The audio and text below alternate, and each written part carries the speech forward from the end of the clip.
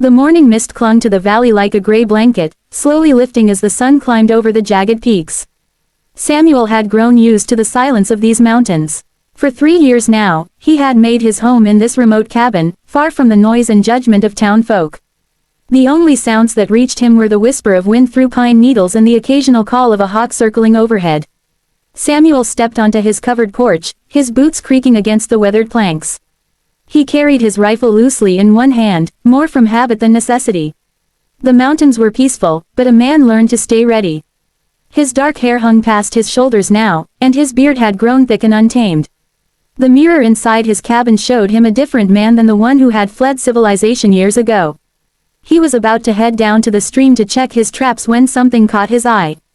There, hanging from the support beam of his porch roof, was a figure that made his blood run cold. A woman, blonde hair catching the morning light, suspended by rope around her ankles. She hung motionless, upside down, her long hair nearly touching the wooden planks below. Samuel's hands tightened on his rifle. His eyes swept the tree line, searching for any sign of whoever had done this. The forest remained still and silent. He approached the hanging figure cautiously, every muscle in his body tense and ready for trouble. As he drew closer, he could see that the woman was unconscious but breathing. Her chest rose and fell in steady rhythm. That was when he noticed the burned letters on her forehead. The flesh was red and angry, spelling out words that made his jaw clench. Apache lover, had been branded into her skin with cruel precision. Samuel had heard of such things. Men in these parts sometimes took justice into their own hands when they disapproved of a woman's choices. The brand marked her as someone who had crossed lines that certain folk would not tolerate. But seeing it up close, seeing the deliberate cruelty of it, made something fierce and protective rise up in his chest. He set his rifle aside and reached for his hunting knife. With careful movements, he cut the rope that held her ankles. The woman was slight, and he caught her easily as she fell. Her skin was cold to the touch, and he could see that she had been hanging there for some time. Her wrists bore rope marks as well, and her simple dress was torn and dirty. Samuel carried her inside his cabin and laid her gently on his bed. The single room was sparse but clean. A stone fireplace dominated one wall, with his cooking pot hanging over cold ashes. A rough wooden table stood near the window, and shelves lined the walls, holding his few possessions. Everything he needed and nothing more. He built up the fire and put water on to boil. The woman needed warmth and care. As he worked, he found himself stealing glances at her face. Even marked as she was, even unconscious and vulnerable, there was something striking about her features. High cheekbones and full lips spoke of mixed heritage. Her blonde hair was unusual, but her skin held the golden tone of someone with Apache blood. Samuel had spent enough time in these mountains to know the Apache people. They were not the savage enemies that town folk made them out to be. He had traded with them, learned some of their language, and found them to be honorable in their own way. The idea that this woman had been punished for loving someone from their tribe filled him with disgust. The woman began to stir as warmth filled the cabin. Her eyelids fluttered, and then opened to reveal eyes the color of summer sky. She looked around in confusion before her gaze settled on Samuel. Fear flickered across her features. And she tried to sit up too quickly. "Easy now," Samuel said, his voice gentle. "You're safe. I found you hanging from my porch roof and brought you inside."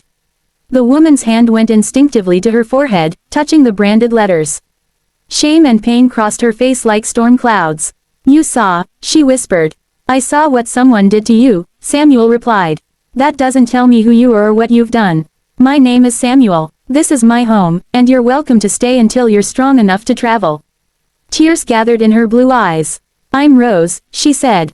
"Rose Henderson. Or I was. I don't know what I am now." Samuel pulled his chair closer to the bed. "Tell me what happened, Rose. If you want to." Rose closed her eyes for a long moment. When she spoke, her voice was barely above a whisper. "I fell in love with a man named Running Wolf. He's Apache. We were going to leave together, go somewhere we could be married and live in peace. But my brother found out. He and his friends, they came for me in the night." She touched her forehead again, wincing. "They said I had brought shame on our family name. Said I needed to be marked so everyone would know what I was. They burned me and left me hanging from your roof as a warning to others." Samuel felt anger building in his chest like a fire catching kindling. "Your own brother did this to you?" Rose nodded, tears flowing freely now. "James always had a cruel streak. When our parents died, he became the head of our family. He said he would rather see me dead than married to an Apache. Samuel stood and walked to the window.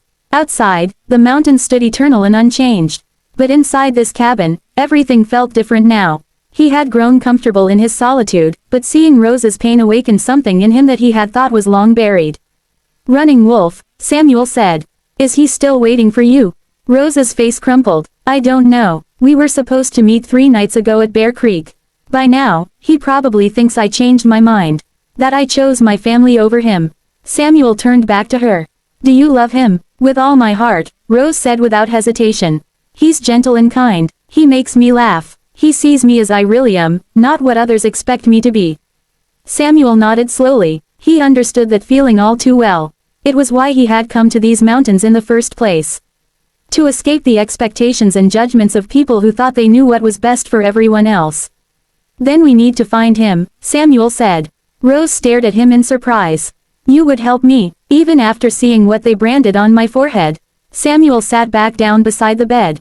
"Rose, I came to these mountains to get away from people who think they have the right to judge others. I've met plenty of Apache men, and some of them are finer human beings than most of the white folks I knew in town. If you love this running wolf, and he loves you, then that's all that matters." Hope flickered in Rose's eyes like a candle being lit. "You really mean that?" "I do," Samuel said. "But first, you need to heal. Those brands need proper care, and you need your strength back. Then we'll go find your Apache lover." Over the next week, Samuel tended to Rose's injuries with surprising gentleness. He cleaned her wounds and applied healing salves he had learned to make from mountain plants. They talked as she recovered, sharing stories of their lives and dreams. Samuel found himself looking forward to these conversations more than he had enjoyed anything in years. Rose told him about growing up on a farm, about her love of reading and her dream of seeing the ocean someday. Samuel shared his own story of leaving behind a life that never felt like it fit him, of finding peace in the wilderness. They discovered a friendship that felt natural and easy, built on mutual respect and understanding. When Rose was strong enough to travel, Samuel prepared supplies for their journey to Bear Creek. He had not asked her why she thought Running Wolf might still be waiting there after so many days. Hope, he understood, was sometimes all a person had to hold on to.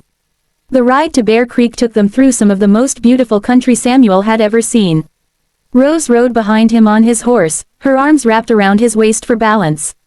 Despite everything that had happened to her, she marveled at the scenery around them. Her wonder reminded Samuel to see the mountains through fresh eyes. When they reached Bear Creek, Samuel's heart sank. The area appeared empty and abandoned. But Rose slipped down from the horse and called out in a language Samuel recognized as Apache. Her voice echoed off the canyon walls, filled with hope and longing. For a long moment, nothing happened.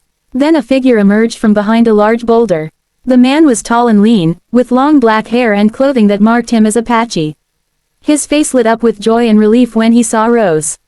"Little bird," he called, using what Samuel assumed was his pet name for her. Running Wolf ran toward them, and Rose met him halfway. Samuel watched as the two lovers embraced, and felt something warm and satisfied settle in his chest. This was what love should look like.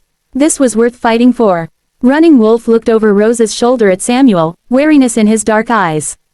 Rose spoke to him quickly in Apache, explaining who Samuel was and how he had helped her. The warrior's expression softened, and he approached Samuel with his hand extended. "My friend," Running Wolf said in accented but clear English. "Rose tells me you saved her life. How can I repay such kindness?" Samuel shook the offered hand. "Just be happy together," he said. "That's payment enough." As Samuel prepared to leave the two lovers alone, Rose caught his arm. "Come with us," she said. "Running Wolf's people will welcome you. You don't have to be alone anymore." Samuel looked at the young couple, then at the vast wilderness stretching out around them. For a moment, he was tempted. But then he shook his head with a gentle smile. "I appreciate the offer," he said. "But I think my place is still in those mountains. At least for now." Samuel mounted his horse and looked down at Rose and Running Wolf. The brands on Rose's forehead were healing, and in time they would fade to scars. But more importantly, the shame and fear in her eyes had been replaced by love and hope. As he rode back toward his cabin, Samuel reflected on the strange turn his quiet life had taken. He had thought he wanted nothing more than solitude. But helping Rose had reminded him that sometimes the most meaningful moments came from opening your heart to others, even when it meant taking risks. The mountains welcomed him home with their familiar silence. But somehow, the silence felt different now. Less empty, more peaceful. Samuel had learned that being alone and being lonely were not the same thing. And sometimes, the greatest gift you could give another person was simply believing in their right to love whom they chose. The sun was setting as Samuel reached his cabin, painting the sky in shades of gold and pink. He unsaddled his horse and stood for a moment on his porch, looking out at the vast wilderness that was his home. Tomorrow would bring new challenges, new days of solitude and simple living. But tonight, Samuel felt a deep satisfaction in knowing that somewhere out there, two people who loved each other were finally free to be together. And that was a pretty good thing for a mountain man to have helped make happen.